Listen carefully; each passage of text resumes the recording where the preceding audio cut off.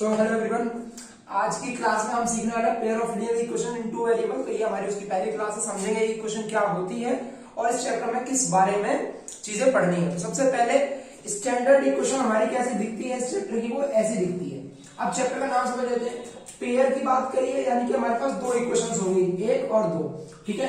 Linear equation है, linear का मतलब होता है एक्स की या वाई की जो पावर है वो 1 होगी। तो देखो दोनों पावर 1 है, ठीक है। और क्या कहा है, टू वेरिएबल्स, वेरिएबल कितने होने चाहिए, दो होने चाहिए। एक अगर x होगा तो दूसरा y, एक p होगा तो फिर q, ठीक है। तो मतलब दो अलग अलग वेरिएबल होंगे हमारे पास। ये इस पूरे चैप्टर की कहानी है। पूरे चैप्टर में करना क्या है, ये जो हमारे पास दो इक्वेशन होंगी, दो सेट ऑफ इक्वेशन होंगी, इनका हमें सॉल्यूशन निकालना होता है कि आखिर इनका सॉल्यूशन है क्या। तो सबसे पहले समझेंगे सॉल्यूशन का मतलब क्या है। सॉल्यूशन का मतलब ऐसी वैल्यूज होती है x और y की। सॉल्यूशन का मतलब होता है हमारे जो वेरिएबल्स हैं उनकी ऐसी वैल्यूज जिनको अगर हम इनमें पुट करें इस जगह पर तो आंसर हमारा ये सेटिस्फाई हो जाए, उनको हम बोलते हैं सॉल्यूशन। तो एक मैं एग्जांपल ले लेता हूं। लेट से मेरे पास एक एग्जांपल है y = 3x + 2, ठीक है। अब ये जो इक्वेशन है ना, ये हमारी इस तरह की स्टैंडर्ड फॉर्मेट में कन्वर्टेड नहीं है। तो पहले इसको स्टैंडर्ड में कन्वर्ट करेंगे। हम कैसे करेंगे, अगर इस y को मैं इधर ले जाऊं तो क्या बनेगा, 3x - y + 2 = 0। यहाँ पे 0 बचेगा ना, वो आ गया, ठीक है। तो ये वाली इक्वेशन हमारी इससे कंपेरेबल होगी, राइट। ये जो है इसको बोलते हैं स्टैंडर्ड इक्वेशन, हमारी पेयर ऑफ लीनियर इक्वेशन में जो यूज करनी है। इसको कंपेयर अगर करेंगे हम ax + by + c = 0 से, तो यहाँ पे जो x के साथ होता है वो 3 है, जो हमारा y के साथ है वो -1 है, और जो हमारा कांस्टेंट टर्म होता है वो 2 है यहाँ पर। तो a की वैल्यू हमारी 3 है, b की वैल्यू -1 है और c की वैल्यू हमारी 2 है। तो पहले कोई भी इक्वेशन हमें दी होगी, उसमें कोई भी ऑपरेशन लगाने से पहले हमें उसको इस तरह के फॉर्मेट में कन्वर्ट करना होगा। अब यहाँ देखिए ध्यान से, आप यहाँ a1 यूज किया, यहाँ पे a2 यूज किया है। क्यों? क्योंकि हमारी दो डिफरेंट इक्वेशंस है, तो जरूरी थोड़ी ना है कि x का कोएफिशिएंट दोनों में सेम हो, इसलिए हमने अलग अलग नाम दिया, ठीक है। तो यहाँ पर हमने ये चीज समझ ली कि ये a b c क्या होते हैं, सही है भाई। अब इसके सॉल्यूशन का मतलब क्या है, इसके सॉल्यूशन का मतलब है यहाँ पर मैं अगर x और y की कोई ऐसी वैल्यू पुट करूं और आंसर यहाँ पे 0 आ जाए तो मैं कहूंगा कि वो हमारा सॉल्यूशन है। अब हमें पूरे चैप्टर में करना क्या है, हमें पूरे चैप्टर में ये समझना है कि सॉल्यूशन क्या है, तो उसको निकालने के जो मेथड्स है वो सीखने हैं। अब सॉल्यूशन की वैल्यू आपसे कहा जाएगा निकालो। हम इसका सॉल्यूशन निकालें उससे पहले हमें ये सीखना है कि इसका सॉल्यूशन है भी या नहीं है। मतलब हमें पहले पता करना होगा कि उसके पास यूनिक सॉल्यूशन है या इनफाइनाइटली मेनी सॉल्यूशन है या कोई सॉल्यूशन नहीं है। तो पहले हम ये केस पता करेंगे कि जो हमें सिस्टम ऑफ लीनियर इक्वेशन दे रखा है उसमें आखिर सॉल्यूशन है किस प्रकार की, ठीक है भाई। तो आप ये समझिए कि एक नॉर्मल इक्वेशन को हम स्टैंडर्ड में कैसे कन्वर्ट करेंगे। एक एग्जांपल मैं देता हूं, आप लोग मुझे इसका आंसर बताएंगे कमेंट्स में। सर ये गंदा होगा थोड़ा सा, आप लोग मुझे इसका आंसर बताएंगे कमेंट्स में कि इसके सॉल्यूशन क्या, इसके a और b और c क्या है, ठीक है। तो क्वेश्चन है आपका, मान लेते हैं मेरे पास है x/2 = -y/3 + 5। इसको आप स्टैंडर्ड इस तरह की क्वेश्चन में कन्वर्ट करेंगे और मुझे बताएंगे कि a, b और c की वैल्यूज क्या क्या आ रही है आपकी, ठीक है। ये चीज आप समझ गए, इसको नोट करेंगे। अब हम बात करेंगे ये जो मैंने यहाँ पर पहले से पिक्चर बना के तैयार रखा है उसकी। अब देखो भी मैंने एक एग्जांपल दिया है, ये हमारी सिस्टम ऑफ इक्वेशंस है। पहले इसको तो हमें स्टैंडर्ड फॉर्मेट में कन्वर्ट करना है। तो हमारी जो इक्वेशन है वो कैसी दिखाई पड़ेगी, ध्यान से देखो। ये दिखाई पड़ेगी 3x + 2y - 5 = 0। ये 5 है ना, इधर आके नेगेटिव हो जाएगा।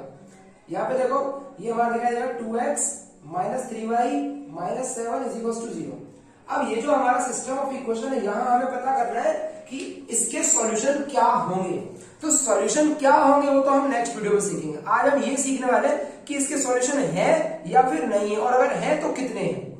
तो देखो क्या करना होता है इस चीज के लिए, हमें सबसे पहले पता करना होता है कि a1/a2 का रेशियो कितना है। a1 होता है हमारा x के बगल वाला कोएफिशिएंट, ठीक है। तो यहाँ पर 3 है, यहाँ पर 2 है। आप किसी को भी a1 कह लो, किसी को भी a2 कह लो, डजंट मैटर। हम पहले वाले को 1, दूसरे वाले को 2 मानते हैं, ठीक है। तो a1 है हमारा 3 और a2 हमारा 2, 3/2 आ गया। अब इसी तरीके से आप निकालेंगे b1/b2। b1 क्या होता है हमारा इस y के साथ वाला कोएफिशिएंट होता है, राइट। तो यहाँ पे आ गया b1 2 और यहाँ पे देखो b2 कितना -3। अब a1/a2 और b1/b2 निकालने के बाद हमें कंपेयर करना है, ठीक है। उसके आगे बाद में निकालेंगे, पहले देखना है कि ये दोनों बराबर है या नहीं है। तो सबसे पहले मैं इनको ऑब्जर्व करूंगा, देखो मेरे को बिल्कुल बराबर नहीं दिख रही है। तो अगर ये बराबर नहीं है, यहाँ पे लिखूंगा मैं a1/a2 = b1/b2। B2। अगर ये बराबर नहीं आए तो ये बाद वाले केस देखने की जरूरत है ही नहीं। तो आपका ये पहला वाला केस हो गया यानी यूनिक सॉल्यूशन। इसका मतलब इसके सॉल्यूशन कितने हैं? Unique solution. यूनिक सॉल्यूशन का मतलब होता है कि इन दोनों वैल्यूज को, इन दोनों इक्वेशंस को सेटिस्फाई करने वाली एक वैल्यू होगी x की और एक वैल्यू होगी y की। केवल एक ही वैल्यू x और y की होगी जो इन दोनों इक्वेशन को सेटिस्फाई करेगी, केवल एक। ठीक है, अब इसके बारे में अगर कोई कहता है, अगर मान लो मैंने इसका और इसका ग्राफ बनाया तो ग्राफ कैसा दिखेगा? ग्राफ आएगा इसका इंटरसेक्टिंग लाइंस। मतलब कहने का क्या है कि अगर मान लो हमने इसको ग्राफ के ऊपर रिप्रेजेंट किया, ये y एक्सिस, ये x एक्सिस, मान लो इसकी इक्वेशन हमारी कुछ इस प्रकार से बन गई, दूसरे वाले की मान लो कुछ इस प्रकार से बन गई, तो हमारी जो इक्वेशंस बनेगी वो कहीं ना कहीं एक पॉइंट पर क्या करेंगी? इंटरसेक्ट करेंगी। इसलिए हमने इसको नाम दिया है क्या? Intersecting lines. अच्छा, ऐसी चीज है, ऐसी सिस्टम ऑफ इक्वेशंस जो हमारी यूनिक सॉल्यूशन या इनफाइनाइटली सॉल्यूशन लाती है, मतलब जिनका सॉल्यूशन होता है, उसे हम कंसिस्टेंट सिस्टम भी कहते हैं। तो यहां पर जो ये दे रखा है system of equations, this is consistent, क्योंकि इसके पास एक यूनिक सॉल्यूशन तो कम से कम है ही।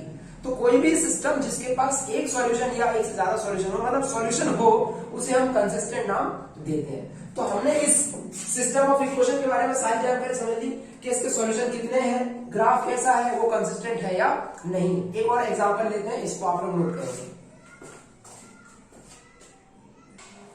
अब हमारे पास ये सिस्टम ऑफ इक्वेशन दे रखा है, इसमें चेक करना है कि सॉल्यूशन का नेचर कैसा है। तो देखेंगे सबसे पहले हम क्या, देखो ये हमारी स्टैंडर्ड फॉर्मेट में ऑलरेडी कन्वर्टेड है। देखो इस तरीके से बिल्कुल हमारी लिखी हुई है ये क्वेश्चन, तो हमें बस कंपेयर करना है। यहाँ पर a1 बाय a2 निकालना है मुझे। पहले कितना आ रहा है? a1 मेरा 9 है, a2 मेरा 18 है। इन दोनों को कैंसिल करूंगा तो आंसर आएगा 1/2। ठीक है, तो 1/2 मेरा आंसर आ गया। फिर मैं निकालूंगा b1 बाय b2। देखो b1 मेरा 3 है और b2 6 है, तो आ गया 3/6 यानी कि 1/2। फिर मुझे निकालना है क्या? अब देखो पहले मेरे को इन दोनों को निकालने के बाद कंपेयर करना, फिर आगे नहीं बढ़ना। देखो देखना क्या है, a1 बाय a2 और b1 बाय b2 बराबर आ गए।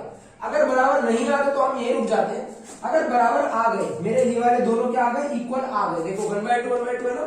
अगर ये इक्वल आ गए तो हमें c1 बाय c2 भी निकाल के चेक करना है। तो अब मैं c1 बाय c2 भी निकालूंगा। c1 मेरा 12 है और c2 मेरा 24 है। तो देखो ये 12 दूनी 24 होता है ना, तो ये भी 1/2 आ गया। इन तीनों चीजों से हमें क्या पता चल रहा है? देखो ध्यान से, हमें ये पता चल रहा है कि हमारा a1 बाय a2 का जो रेशियो है वो b1 बाय b2 और c1 बाय c2 तीनों इक्वल है।